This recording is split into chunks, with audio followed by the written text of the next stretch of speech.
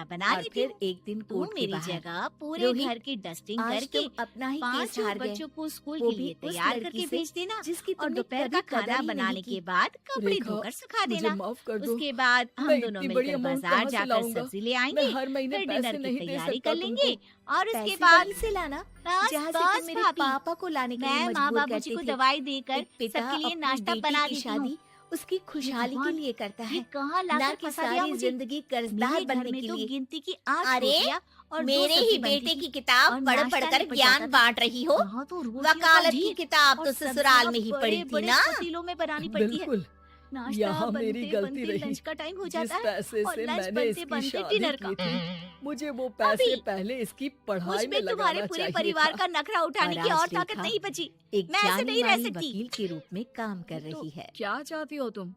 मुझे अलग रहना है बस। तो ठीक है, हम कल ही शिफ्ट हो जाएंगे किराए के घर में।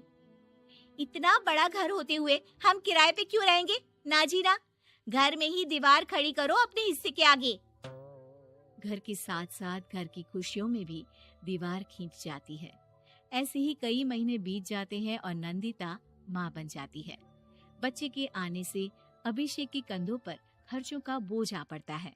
अभिषेक का बोझ कम करने के लिए नंदिता भी पार्ट टाइम जॉब कर लेती है, लेकिन इससे उसके सर पर नौकरी, घर और बच्चे की जिम्मेदारी बढ़ जाती है। नंदिता, ये क्या है? तुमने घर भी ठीक से साफ नहीं किया, ना ही मेरे कपड़े धुले हैं। चिंटू के बाल भी कटवाने जाना था, देखो उसके बाल कितने बढ़ गए हैं। अरे करती क्या हो पूरा दिन तुम? मैं करती क्या हूँ? तुम्हारा नाश्ता और लंच बनाने के बाद चिंटू को डे केयर सेंटर पर छोड़ कर आती हूँ, फिर खुद ऑफिस जाती हूँ। पूरा दिन काम करके आने के बाद बिना आराम किए बाजार से सब्जियां लेकर आती हूँ, घर आकर खाना बनाती हूँ, चिंटू को देखती हूँ और क्या करूँ मैं? ये तो किसने कहा था अपने सर पर इतने काम लेने को? मत जाओ ऑफिस। ऑफिस जाए बिना घर के खर्चे कहाँ से पूरे होंगे?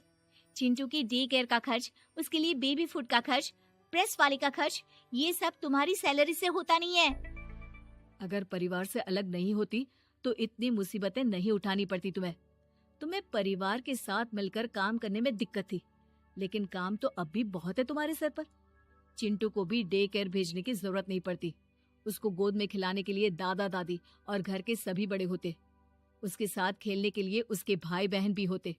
मेरे तीनों बड़े भाइयों के बच्चे भी बड़े हुए हैं, लेकिन बिना महंगा बेबी फूड खाए, क्योंकि मेरी माँ और भाभियाँ बहुत अच्छे से जानती है कि बच्चे को क्या खिलाना चाहिए।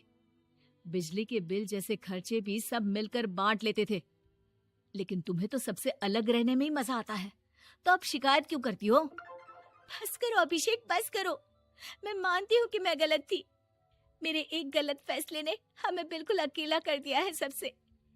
एक घर में होते हुए भी हम बाकी परिवार से अजनबियों की तरह रह रहे हैं। अभिषेक और नंदिता की सारी बातें घर के बाकी लोगों को सुनाई दे रही थी। तभी कमला बोल पड़ती है। अरे नंदिता बहू, किसने कहा कि तुम अकेले हो? तुम्हारा इतना भरा पूरा परिवार है ना तुम्हारे साथ। हम तो बस ये चाहते थे कि तुम अपनी गलती समझ जाओ। अगर हम तुम्हें समझाते तो शायद तुम ना समझती, लेकिन अपनी गलती का एहसास तुम्हें खुद हो गया है, तो अब तुम समझ चुकी हो परिवार में एक साथ रहने का मोल क्या होता है। मम्मी जी, मुझे माफ कर दीजिए, अब ऐसा दोबारा कभी नहीं होगा।